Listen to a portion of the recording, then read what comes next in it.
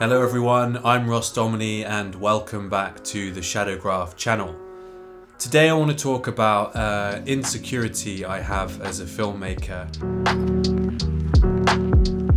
So the story starts with a reoccurring dream that I've had throughout my filmmaking career. So in this dream, I am at various historical events that are unfolding in front of me, and I've got my camera bag with me. As this monumental event is happening, I am fumbling to get my camera gear together, and I can't get my video camera ready in time. And this historical event unfolds in front of me, and then the event passes me by, and I've missed capturing this shot. Now, I believe this dream has come as a result of kind of trauma when I've been filming, and this eager feeling of always wanting to be there where the action is. And it's kind of this feeling of missing out, or FOMO, with your camera. I think it's come from the experience of filming a lot of demonstrations and riots around the world, when you have to be on your feet and able to assemble your camera very quickly to capture quick snippets of historical information that can pass your camera very quickly, and if you're not ready on time, you can miss the footage.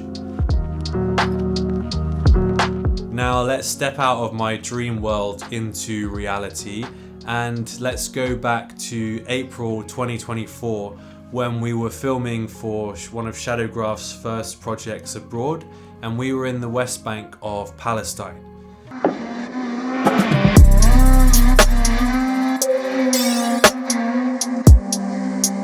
So both myself and my good friend and colleague Antonis Fradis, we spent a month in the Tulkarem area of the West Bank. And in this area there's two refugee camps that have Palestinians that were made refugees after the 1948 Nakba, which was the mass expulsion of Palestinians from their native lands by Zionist forces to create what is today known as the State of Israel.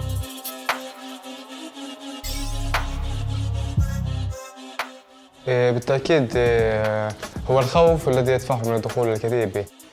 Now, some of the characters in this film were also armed Palestinian fighters and who would bravely resist the Israeli occupation's murderous raids on the camps that would kill many civilians and collectively punish the camp for daring to host these resistance fighters.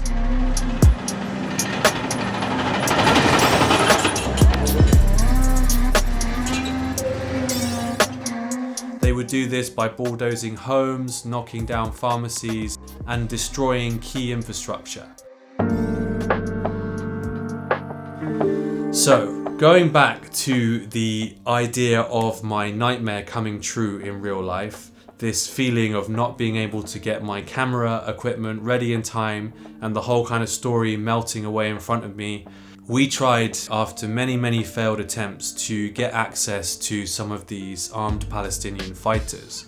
Now we finally got our first interview with this young man called Jafar.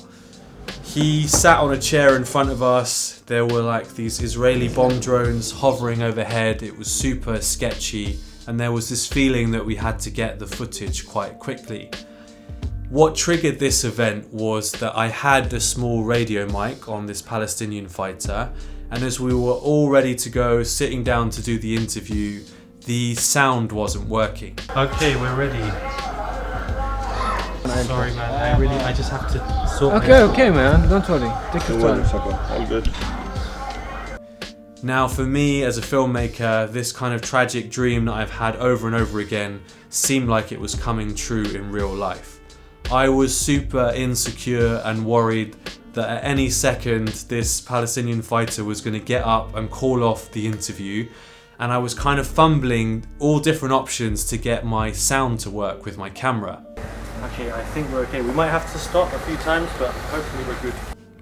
In the end, Jaffa the fighter, he turned to our fixer and translator and he said, "Tell the camera guy, just chill brother, take your time." So I reminded myself that you can't fix problems when you're under stress. So I slowed down, breathed slowly, worked out what the problem was and plugged in my microphone cable in a different way, and I was able to get good quality sound. And then after that, the interview took place and we were able to capture quite remarkable footage. It's a massive lesson in slowing down and taking your time to evaluate what the problem is. I hope this behind the scenes video is useful if you're looking to go out into the field, potentially into hostile environments to film. It's very useful to make the most of quite minimal equipment in these circumstances. And if you encounter a problem, something that might be in your kind of subconscious dreamscape, you know, like an insecurity that you've thought about, like for me, this instance of not being able to get my camera to work on time as the event unfolds in front of me, just remind yourself to zoom out, breathe, slow down, and a solution to the problem will become clear to you. I hope you found this shadow graph episode interesting and that it offers some insight into solutions to problems that you might have out in the field whilst filming. See you for the next episode.